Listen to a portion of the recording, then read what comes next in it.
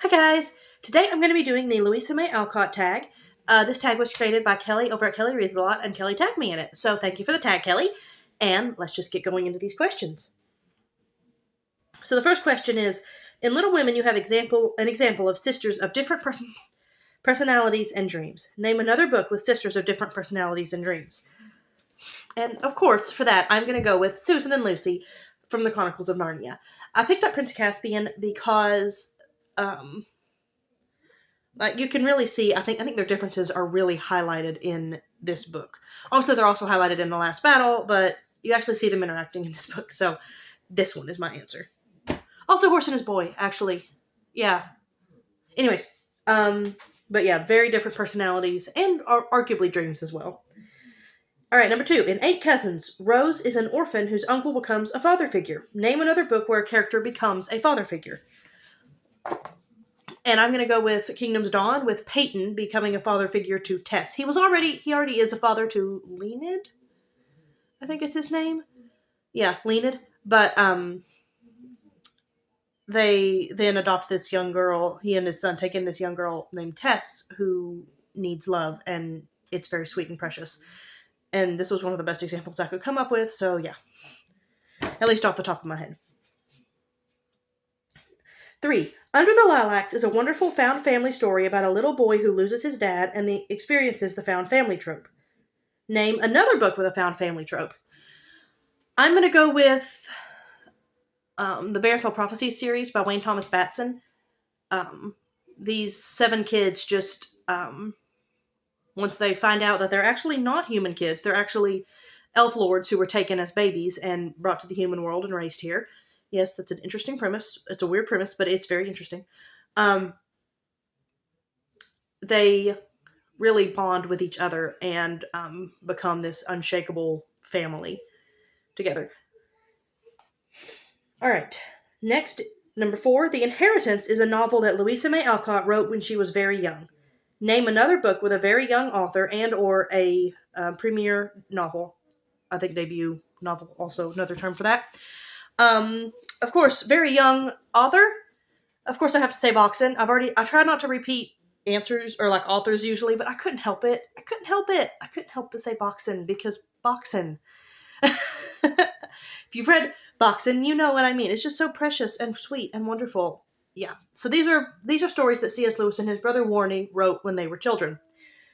And like I said, it's really sweet. Really love it. So let's see. 5. A long, fatal love chase was an experimental foray into writing a romantic thriller for Louisa. Name a suspense or thriller that you enjoy. My favorite romantic suspense, because I mostly read romantic suspense series, is the Gospel Fall trilogy that just finished up by Lynn H. Blackburn.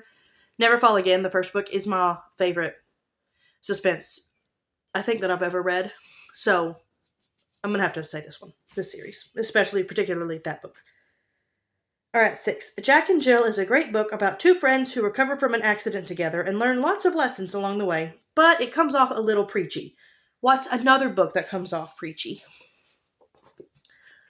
The Pilgrim's Progress by John Bunyan. Now, this does it well, but this is one of the most inarguably preachy books that has been written in the English language, so I'm going to have to say this one.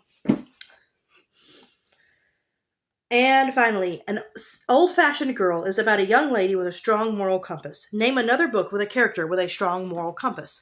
Oh, I could have said,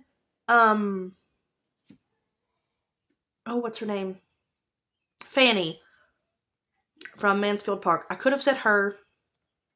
She's a really good answer, but the one I'm going with is Damien from the Ravenwood Saga, because Damien is wonderful, and he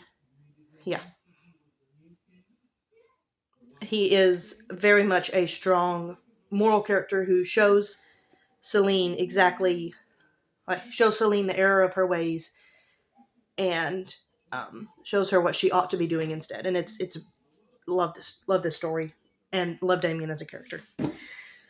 All right, so now who to tag?